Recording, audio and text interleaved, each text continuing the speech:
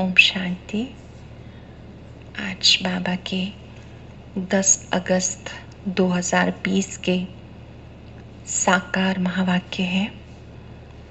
एक नज़र कल के अभ्यास के कार्य पर। कल हम सब ने बाबा के व्यक्त महावाक्यों में बहुत ही विशेष बात सुनी कि हमें परमात्मा स्नेही बनना है, निस्वार्थ स्नेह रखना है, बड़ी दिल वाले बनना है। बड़ी दिल वाले मतलब जो छोटी छोटी बातों में कंफ्यूज नहीं होते हैं। अगर हम छोटे दिल रखते हैं तो छोटी छोटी बातों में कंफ्यूज हो जाते हैं। बड़ी दिल वाले अर्थात आई बात चली गई, कुछ सिखा के चले गई, परेशान नहीं हुए। बातों का काम है आना, हमारा काम है उन बातों में भी बाबा को यूज करते हुए बातों को लेट गो कर देना, परेशान ना होना। बहुत सुंदर अनुभूति। हर घंटे में 1 मिनट हम सब ने साइलेंस की जो स्वयं के लिए, विश्व के लिए बहुत मददगार है। और चाबी कितनी अच्छी थी अगर आपने यूज़ की हो कि ये सर्व खजानों की चाबी है मेरा बाबा। चाबी कैसे लगाई जाती है? उसके लिए सर्व संबंध उसके साथ होना बहुत ज़रूरी है। अर्थात हमें निश्चय हो बाबा ही मेरा सब कुछ है, मात पिता बंधु सखा। इसका मतलब ये नहीं कि जो लौकिक में हम उनका सम्मान नहीं करेंगे, सबका करेंगे, उनका भी संबंध सर्वशक्तिवान से जुड़ाएंगे। जब हम उनको याद करते हैं तो सर्व संबंधों का सुख मिलता है और हम सर्व प्राप्तियों से संपन्न हो जाते हैं। अब आज की मुरली में बाबा ने बहुत ही विशेष बात कि बच्चे अपने स्वधर्म को नहीं भूल जाना। कौन सा स्वधर्म है हमारा? आत्मा का स्वधर्म है शांत। अच्छी लगती है ना शांति? सबको अच्छी लगती है।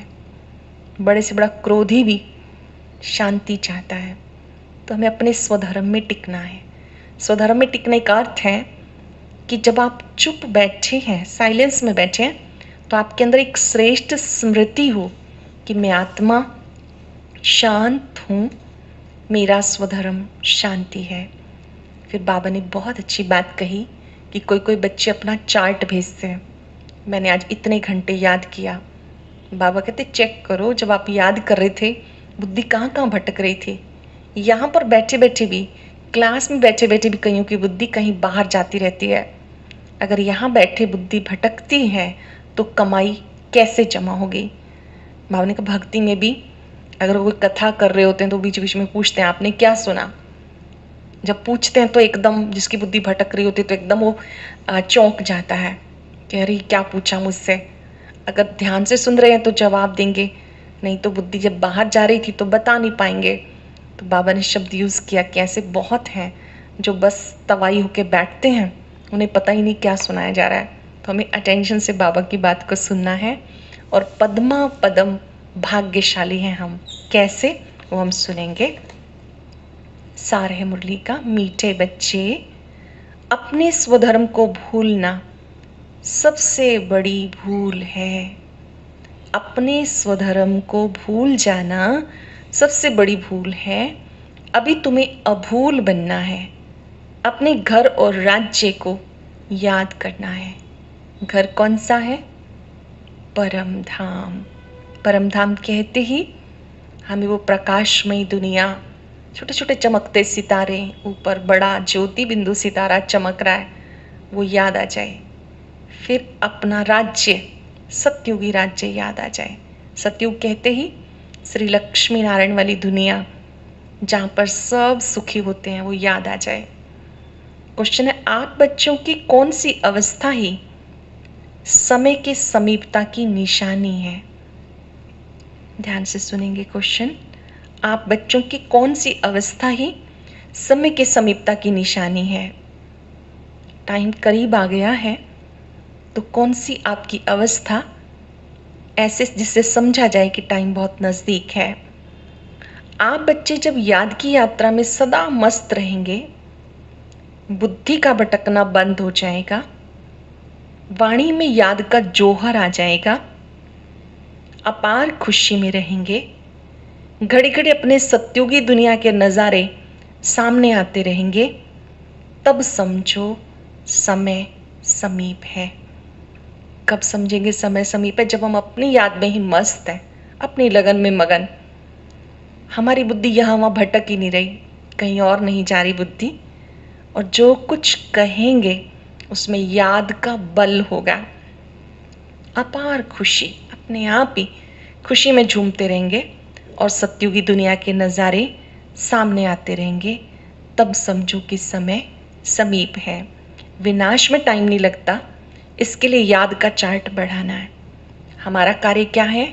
याद का चार्ट बढ़ाना, ताकि फिर हम याद में ही मस्त रहें, अपार खुशी में रहें और साथ साथ किसी को सुनाई तो हमारी वाणी में वो ताकत रहे।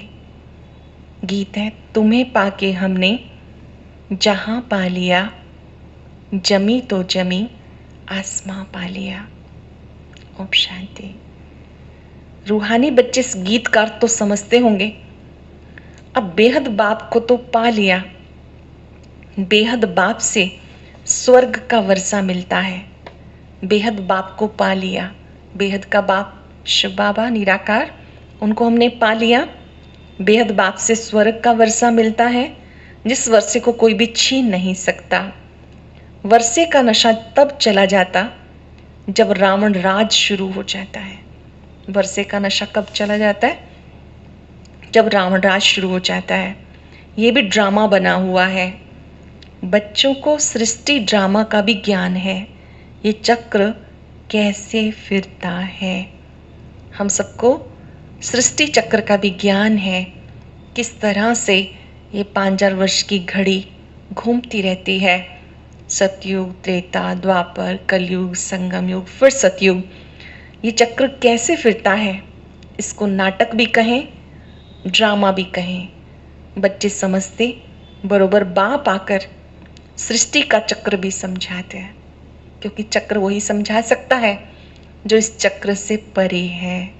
बाबा ही आकर हमें सृष्टि चक्र के बारे में समझाते, जो ब्राह्मण कुल के हैं उनको ही समझाते हैं। बाबा कहते, बच्चे तुम अपने जन्मों को नहीं जानते हो। इस समय हम सब ब्रह्मा मुख वंशावली ब्राह्मण हैं, तो बाबा हमें याद दिला रहे कि बच्चे आप अपने जन्मों को नहीं जानते हो, मैं तुम्हें समझाता हूँ। पहले तुम सुनते थे 84 लाख जन्म लेने के बाद फिर ये मनुष्य जन्म मिलता है, ऐसा नहीं है। अभी तुम आत्माएं इन बातों को समझती हो। अब हमने क्या समझा? अधिक से अधिक 84 जन्म होते, कम से कम एक जन्म, और मनुष्य आत्मा मनुष्य बनती है, उसको अन्य कहीं जाने की आवश्यकता नहीं। अब तुम आत्माएं नंबरवार आती जाती हो। बुद्धि में आया, पहले पहले हम आदि सनातन देवी देवता धर्म के पूज्य थे, फिर हम ही पुजारी बने। आपे ही पूज्य, आपे पुजारी, ये गायन है। पहले हम क्या सोचते थे? भगवान ही पूज्य पुजारी बनता है, शायद ये बात उसके लिए, पर ये हम सब के लिए है। जो ब्राह्मण बने हैं इस समय, जिन्होंने शिव बाबा को पहचाना, ब्रह्मा मुख वंशावली बने, वही सतयुग में देव आत्माएं बनेंगी तो पूज्य होंगी, द्वापर कलयुग में पुजारी बन जाएंगी। तो ये गायन हम सब का है। आपे ही पूज्य, आपे पुजारी। मनुष्य भगवान के लिए समझते हैं, आपे ही पूज्य, आपे पुजारी बनते हैं। आपके ही सब रूप हैं। ऐसे अनेक मतांतर हैं। अब तुम श्रीमत पर चलते हो। समझते हो हम स्टूडेंट पहले कुछ नहीं जानते थे, फिर पढ़कर ऊंच मर्तबा पास करते जाते हैं। वह स्टूडेंट भी शुरू में तो कुछ नहीं जानते, फिर पास करते करते समझते हैं कि हमने बैरिस्ट्री पास कर ली।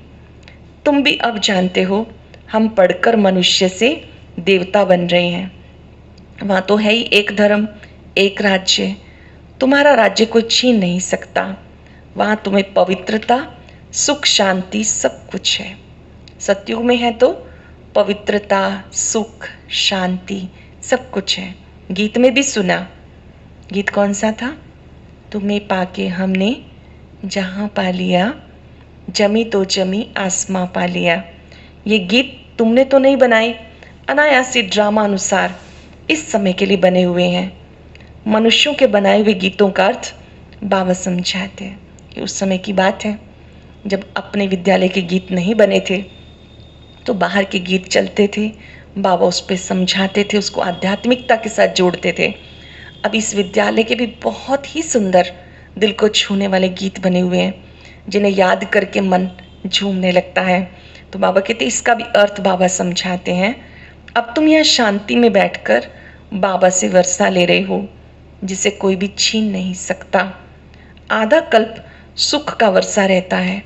बाबा कहते मीठे मीठे बच्चे, आधा कल्प तुम सुख भोगते हो, फिर रावण राज शुरू हो जाता। मंदिर भी ऐसे हैं जहाँ चित्र दिखाते हैं, देवताएं वाम मार्ग में चले जाते। मंदिरों में चित्र दिखाते हैं कैसे देवी देवताएं भी विकारी मार्ग में चले जाते हैं। ड्रेस तो वही है, ड्रेस बाद में बदलती हैं। हर एक राजा की अपनी अपनी ड्रेस, ताज आदि सब अलग अलग होते। अब बच्चे जानते हैं हम शिव बाबा से ब्रह्मा द्वारा वर्षा ले रहे हैं। शिव बाबा ज्योति स्वरूप निराकार बाबा हमें जो वर्षा देते हो ब्रह्मा के द्वारा। बाबा तो बच्चे बच्चे ही कहते हैं, बच्चे तुम अपने जन्मों को नहीं जानते हो। सुनती तो आत्मा है ना। कौन सुन रहा है? आत्मा सुन रही है। बात बाबा आत्मा से कर रहे हैं कि आप अपने जन्मों को नहीं जानते हो। हम सब जब भूल जाते हैं तो बाबा को आके याद दिलाना पड़ता है कि हे आत्माओं, तुम अमर हो, तुम्हारा पार्ट भी अमर है। आप एक शरीर छोड़कर दूसरा लेते हो। हम आत्मा है ना कि शरीर। जो भी मनुष्य मात्र हैं उनको अपना शरीर का नाम का नशा है, दे अभिमानी है। किसी को भी कहेंगे तो एकदम शरीर का नाम लेते ही देह भान में आ जाते हैं। हम आत्मा है ये तो जानते ही नहीं। वो तो आत्मा सो परमात्मा भी कह देते हैं। पहली बात तो मनुष्य ये नहीं जानते कि हम एक आत्मा है। फिर अगर कोई पढ़ा भी देता है तो वो अनुभूति नहीं कि सचमुच में देह से न्यारी, अति सूक्ष्म ज्योति बिंदु आत्मा हूँ, बिल्कुल देह से न्यारी। शरीर तो हमने कई बार लिए, छोड़े, ये भी छूट जाना है, पर मैं ज्योति बिंदु सितारा अमर हूँ, ये अनुभूति बाबा कहते मनुष्य को नहीं है। आप बच्चों को करनी है। और वो तो आत्मा सो परमात्मा कह देते। अब बाबा ने समझाया कि तुम आत्मा सो विश्व का मालिक देवी देवता बन रहे हो, ये ज्ञान अब है। हम सो देवता, फिर क्षत्रिय, वैश्य, शूद्र बनते हैं। हम ही थे जो देवी देवता थे, फिर क्षत्रिय बने, फिर वैश्य शूद्र बने। बाबा कहते हैं 84 जन्मों की कहानी है। सब तो 84 जन्म नहीं लेते हैं। इस संगम पर बाप आकर ब्राह्मण संप्रदाय बनाते, विराट रूप का चित्र बनाते हैं। उसमें ये भूल है जो ब्राह्मणों को नहीं दिखाया। बाबा आकर अभूल बनाते हैं। बाप तो ना कभी शरीर में आते हैं ना कोई भूल करते हैं। बाबा का तो हमारी तरह से जन्म नहीं होता, क्योंकि हम शरीर लेते हैं, छोड़ते हैं तो भूले भी करते हैं। बाबा कहते मैं तो अभूल हूँ। अवतरित होके ज्ञान तो वो देते हैं पर काया प्रवेश होकर, लेकिन क्योंकि उनका अपना ऐसा शरीर नहीं है कि वो जन्म और मृत्यु के चक्कर में आए, तो बाबा कहते मेरे से तो कभी कोई भूल नहीं होती है। वो तो थोड़े समय के लिए तुम बच्चों को सुख धाम का, घर का रास्ता बताने के लिए इनके रथ में आते हैं, ब्रह्मा बाबा के रथ में आते हैं। न सिर्फ रास्ता बताते हैं लेकिन लाइफ भी बनाते हैं। कितनी सुंदर बात कि बाबा सिर्फ ज्ञान नहीं देता, ज्ञान देकर वो हमारा जीवन बना देता है। क्योंकि मात्र सुनने से कल्याण नहीं होगा, जीवन बनाना होता है। और जीवन बनाने के लिए भी जीवन लगता है, वक्त लगता है, क्योंकि उन बातों को अपने स्वरूप में लाने के लिए पुरुषार्थ की, मेहनत की आवश्यकता होती है। बाबा कहते हैं ना सिर्फ मैं तुम्हें रास्ता बताता हूँ लेकिन तुम्हारी लाइफ भी बनाता हूँ। कल्प कल्प तुम घर जाते हो, फिर सुख का पार्ट बजाते हो। पहले हम घर जाते हैं, फिर सुख का पार्ट बचाने के लिए सतयुग में आते हैं। बच्चों को भूल गया, हम आत्माओं का स्वधर्म शांत स्थित हो जाएंगे। भ्रिकुटी में विराजमान मैं एक शांत आत्मा हूं, अति शांत। मेरा स्वधर्म शांत है।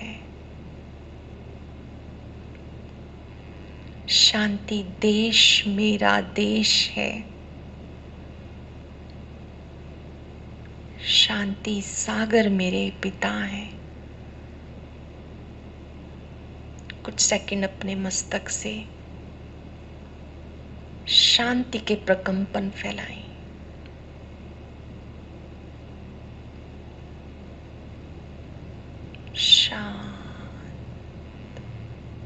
बाबा कहते याद की यात्रा से बेड़ा पार हो जाएगा, तुम उस पार चले जाएंगे। तारू, तैराक कोई बहुत तीखे होते हैं, कोई कम, कोई बहुत एक्सपर्ट होते हैं तैरने में और कुछ कम भी होते हैं। यहाँ भी ऐसे हैं। बाबा के पास चार्ट भेज देते हैं, बाबा जांच करते हैं। जब साकार में ब्रह्मा बाबा थे तो बच्चे अपना चार्ट भेजते थे, दिखाते थे, तो बाबा उसकी जांच भी करते थे। याद के चार्ट को राइट समझते हैं कि रॉन्ग समझते हैं। बाबा ये देखते हैं कि बच्चे चार्ट रखने का अर्थ भी समझते हैं या नहीं। कोई कोई दिखाते हैं चार्ट में कि हमने सारे दिन में 5 घंटा याद में रहा। बाबा कहते ज़रूर भूल हुई है। कोई समझते हम जितना समय यहाँ पढ़ते हैं उतना समय चार्ट ठीक रहता है, जितना समय पढ़ रहे हैं उतना टाइम बुद्धि टिकी रहती है, चार्ट ठीक रहता है। परंतु नहीं, बहुत हैं यहाँ बैठे हुए भी, सुनते हुए भी बुद्धि बाहर में कहीं कहीं चली जाती है, पूरा सुनते भी नहीं हैं। ध्यान देंगे बाबा की बात पर। मुरली सुनते सुनते भी बुद्धि कहीं कहीं चली जाती है, याद करते समय भी बुद्धि कहीं कहीं चली जाती है, तो उसको भी परखना है। फिर बाबा कहते उतना चार्ट कम हो गया, उस हिसाब से लिखना चाहिए। भक्ति में दिखाते हैं कि ऐसा ऐसा होता है। सन्यासी लोग कथा सुनाते हैं, फिर बीच बीच में पूछते हैं हमने क्या सुनाया। जब कोई एक अच्छा सुनाने वाला होता है तो वो ज़रूर जो श्रोतागण होते हैं उसको देखता है कि वो सुन भी रहा है या नहीं। अगर बैठे बैठे किसी की बुद्धि गायब हो रही है तो चेहरे से पता चल जाता है। फिर उससे पूछा जाता है कि क्या सुना, तो वो बता नहीं पाते हैं। बाबा देखते रहते हैं, समझा जाता इनकी बुद्धि कहीं बाहर भटक रही है। बाबा भी दृष्टि देते हैं, तो देते देते बाबा जैसे सबके मस्तक की ओर निहारते हैं, शक्ति देते हैं। पता चल जाता है कि ये बच्चा कहीं बुद्धि से बाहर है। इधर उधर देखते रहते हैं। ऐसे से भी कोई नए नए आते हैं, बाबा समझ जाते हैं, पूरा समझा नहीं है, इसलिए बाबा कहते हैं नए नए को जल्दी क्लास में आने की छुट्टी ना दो। कुछ लोग तो पहले से क्लास कर रहे होते हैं, कोई नया आकर बैठता है तो वो देखने लगता है सबकी ओर। अगर कोर्स नहीं किया है तो उसको पता नहीं चलता कि यहाँ क्या सुनाया जा रहा है, तो वो बाकी श्रोतागणों को देखता रहता है। तो बाबा कहते हैं कि ऐसों को, नयों को क्लास में आने की छुट्टी ना दो, नहीं तो वायुमंडल को बिगाड़ते हैं। किसी को भी पहले कोर्स कराना है साप्ताहिक, फिर बाबा की मुरली में बिठाना है। आगे चल तुम देखेंगे जो अच्छे अच्छे बच्चे होंगे यहाँ बैठे बैठे बैकुंठ में चले जाएंगे, बहुत खुशी होती रहेगी। बाबा कहते देखना कैसे 1 सेकंड में सारी दुनिया के मनुष्य खाक में मिल जाएंगे। बॉम्ब लगाया और क्लास हुए। जानते हो अभी अपनी राजाई स्थापन हो रही है, जो कुछ भी है विनाशी है। बाबा कहते एक विस्फोट होता है उसमें भी सब कुछ नष्ट हो जाता है।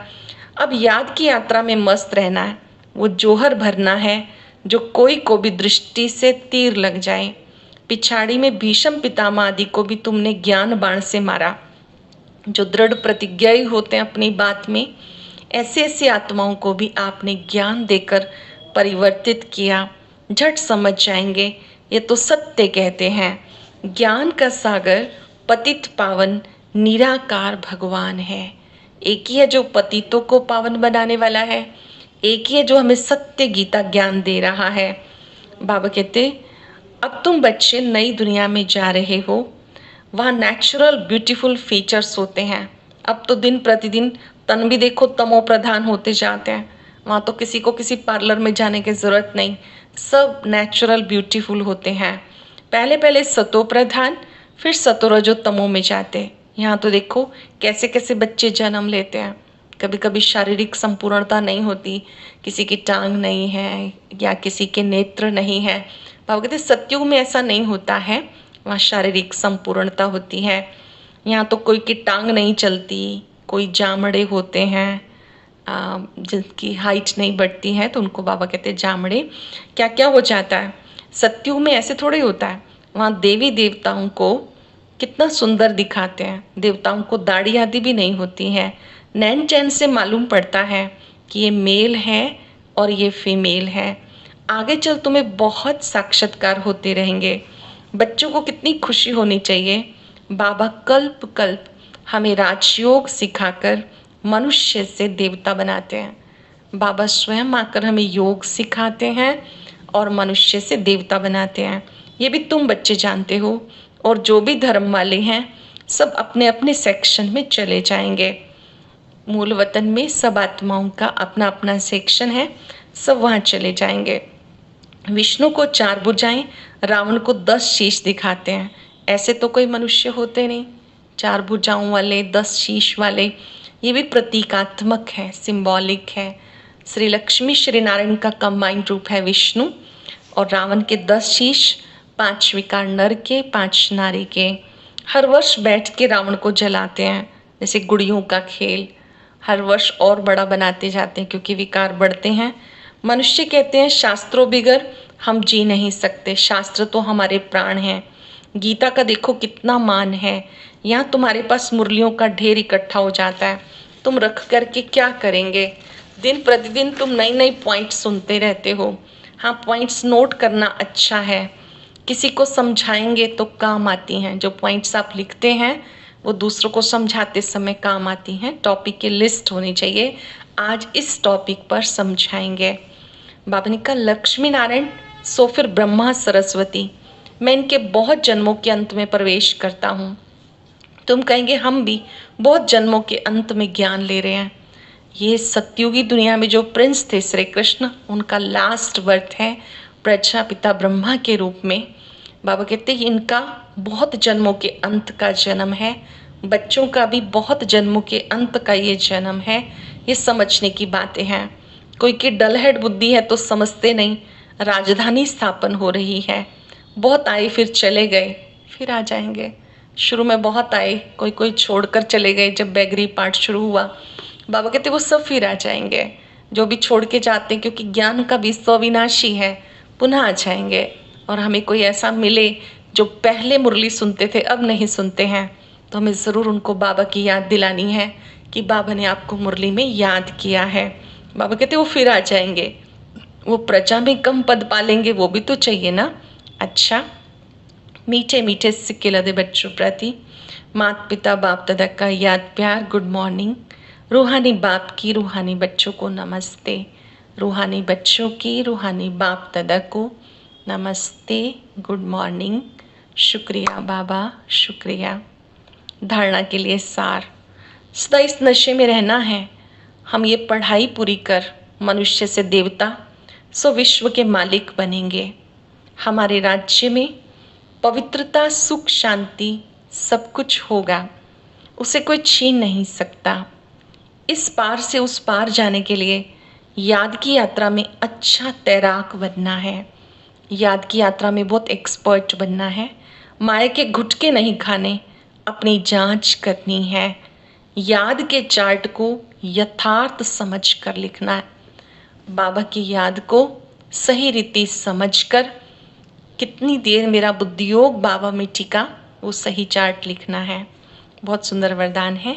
श्रेष्ठ वेला के आधार पर सर्व प्राप्तियों के अधिकार का अनुभव करने वाले पद्मा पदम भाग्यशाली भव। श्रेष्ठ वेला के आधार पर सर्व प्राप्तियों के अधिकार का अनुभव करने वाले पद्मा पदम भाग्यशाली भव। जो श्रेष्ठ वेला में जन्म लेने वाले भाग्यशाली बच्चे हैं, वो कल्प पहले की टचिंग के आधार पर जन्मते ही अपनेपन का अनुभव करते हैं। जन्मते ही सर्व प्रॉपर्टी के अधिकारी होते हैं। जैसे बीज में सारे वृक्ष का सार समाया है, ऐसे नंबर 1 वेला वाली आत्माएं सर्व स्वरूप की प्राप्ति के खजाने के आते ही अनुभवी बन जाते हैं।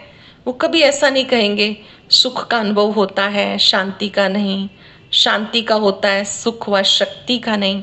सर्व अनुभवों से संपन्न होते हैं।